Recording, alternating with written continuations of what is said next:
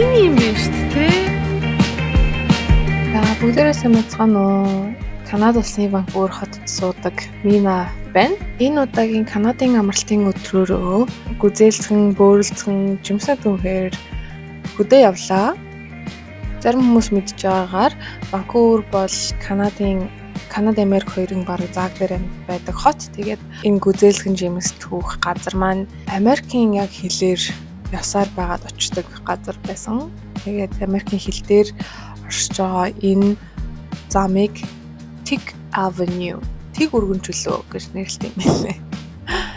Тэгээд бид нэр явсаар байгаад цаг гарны зайтай явж очиж гүзээлцэн жимс түүхээр боллоо. Цагаанууд яаж гүзээлцэн жимс түүхийг харуулъя.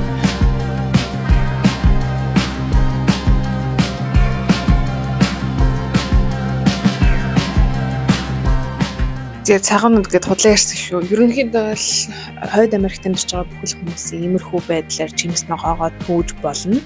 Бид нар болохоор би жоохон байхдаа лагер дээр очиод арийнхаа уул руу гараад ийм бөөрөлцөн гүзээлцэн л түүждэг гэсэн. Гэхдээ одоо энэ Хойд Америкт ч юм одоо жишээл тийм боломж байхгүй штэ. Энэ юм биш үү? Окей, not bad. Бүр цаагуур нь явбал яасан. Наагуур нь тэгэхээр яа юм бол тийм wild зэрлэг ерөнхийдөө юмнууд байна гэж байдгүй юм шиг бүх юм ингээ гараар хийгдсэн. Тэгээд хүмүүс жимсэнд явах маах ч өөрөө амар гоё тийм үйлдэлтэй хийх юмтэй. Тэгээд энд дэдэг хүмүүс болохоор тийм зэрлэг рүү гарч түүж чадахгүй болохоор ийм фермүүд рүү ингээ ногоо тэрдэг хөдөө аж ахуйн ийм хүмүүс рүү очиж түүдэг. Тэгээд энэ болохоор U-Pick гэдэг нэртэй. Одоо чи өөрөө түүж болно гэсэн үг. Тэгээд энэ бидний хотсонд болохоор одоо гүзээлцэн, бөөрөлцөн, нэрс бүх янз бүрийн юмнууд байсан. Тэгээд ингээд энд чинь ингээд ногоонууд амар том. Нөө тармил гүзээлцэн энэ болохоор айгу том байгаа.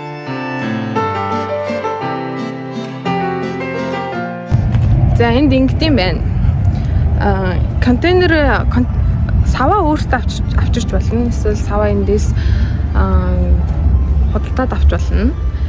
Тэгээд саяны энэ талбай бол зөвхөн гүзээлцэн талбай. Тэгээд бүүнэр нь ингээ гүзээлцэн тэрцэн өөртөө хийрэх чамаагүй түүгээд тэгээд 1 паунд нь буюу хагас килограмм нь $3.75.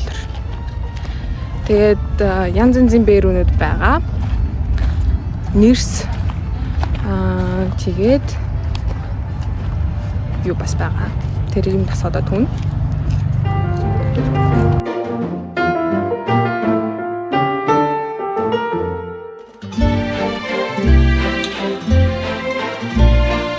За тэгээд дараагийн түүсэн жимсгэн маань болохоор нэрс байсан.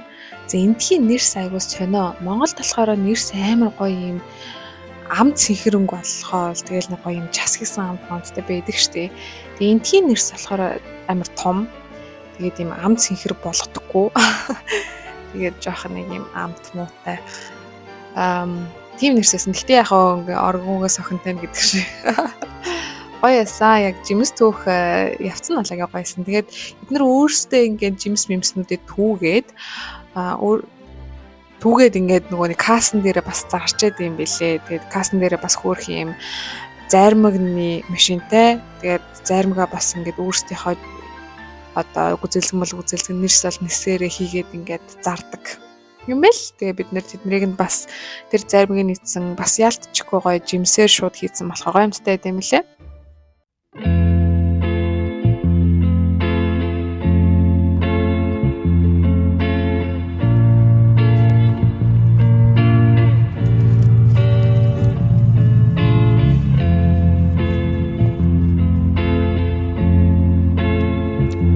Амарын өөр юм өндөр алдсан модноос ургах юм шүү дээ.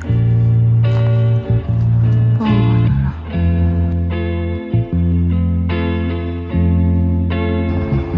Энэ харыг нь олж төлөв. Бөөрөлцгөн түүх бол надад үнэхээр гоё санагдсан. бөөрөлцгөн ч өөрөө амар том одноос сургадаг. Тэгээд олох гэж амар жоохон хичээл зүтгэл гаргадаг, жоохон гүнрүүгөө яваач маад ч юм уу. Тэгэхээр айгу гоё санагдсан. Тэгээд зөндөө их бөөрөлцгөн хүсэн. Нөгөө нэг юунууд байдаг шүү дээ, нэг юм магнетик юм боолнууд байдаг шүү дээ. Нэг юм шиг харагдсан. За тэгээд түүж дуусангуудаа ингээд тусдаа саунд хийж агаад хиллээд үнийн дүнгийг гаргасан. Нийтдээ бол Монгол төгрөгөөр ойролцоогоор 192 мянган төгрөг болсон. Тусдынх нь үнэ хажууд бичээс байгаа учраас хараарай. Тэгээд гэртээ эренгүүтээ амар тийм зөөлхөн юм юу байсан болохоор эренгүүтээ угаагаад юу яагаад хатааж агаад хөлдөөсөн. Тэгээд угаахтаа болохоор хүнсийн содоор битэр угаацсан чинь хүнсийн содоор ер нь угаадгүй юм байна. Уг одоо vinegar гэж ярьдаг шүү дээ. Тийм apple vinegar юм уу ямар зүрийн тийм vinegar-ээр угаах хэрэгтэй юм байл шүү. За тэгээд хөлдөөсөн гүзэлсэн жимснүүдээ ингээд айганд хийж авч жагаад аарууд марууд иддэг шиг гоё амны зоо болгоод идчихдэг. Тэгээд энэ нэрсэн нь болохоор заяо ямар вэ гэдээ харуул. Нэрсэн нь болохоор Монголд нэрсэн нөгөө нэг цэнхэр болгодог гэдэг аа штэ. Цэнхэр өнгөтэй дээ штэ бүр. Энд болохоор доторх нь бүр ийм цагаан чим шиг. Тэгээд амар жоохон чихэрлэгдэн усан чихэрлэгдэн хүнтэй. Бөөрөлцөн нь болохоор гоё.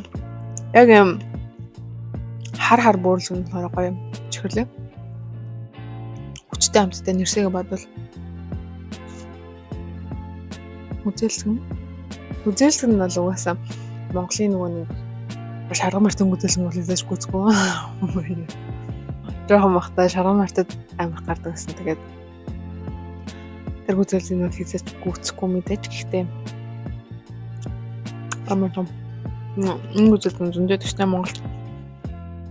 Тэгээ өөрөөр бол зүгээр панкейк хийж болж гин, тэ смутиндээ хийж болж гин. Янз бүрээр зүгээр хөлтөж аваад ингэ ашигладаг.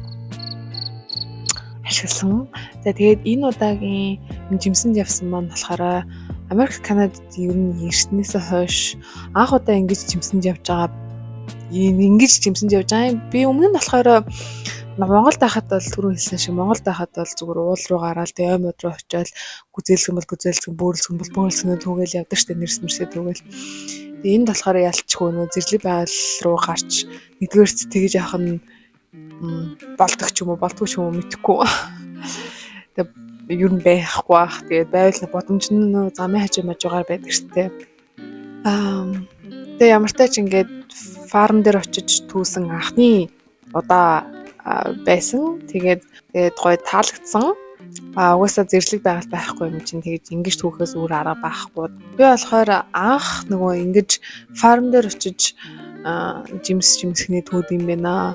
Жимсхэн түүж болт юм байна гэдгийг хичнэрээсээ сонсч байсан.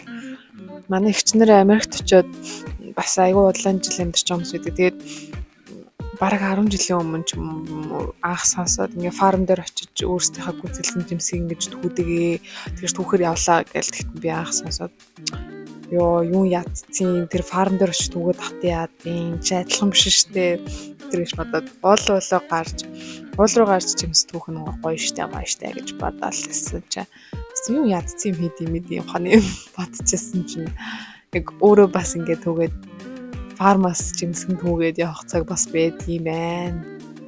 Тэгэхээр иймэрхүү байна. За энэ удаагийн хүршлэгээ энд хүргээд өндөрлөж байна. Зуны хэдэн сарууд ингэсгээд юу дуусч байна. Манай энд дахиад 1 2 3 7 хоног зун болохоор байна уу. Тэгээд тэрнээс цаашаа ингээд 100 дуусаж байна. Зуны бичлэгүүд маань дуусаж байгаа ч гэсэн дараагийн бичлэгүүдээр намраа үүлдөө ямар болтой тэгээ янз бүрийн ондоогоо бичлэгүүдтэйгээ дахиад уулзна гэдэгт итгэлтэй байна. Тэгээд дараагийнхаа Канадын амралтын өдрөөрөө уулзтлаа. Түр баяр таа.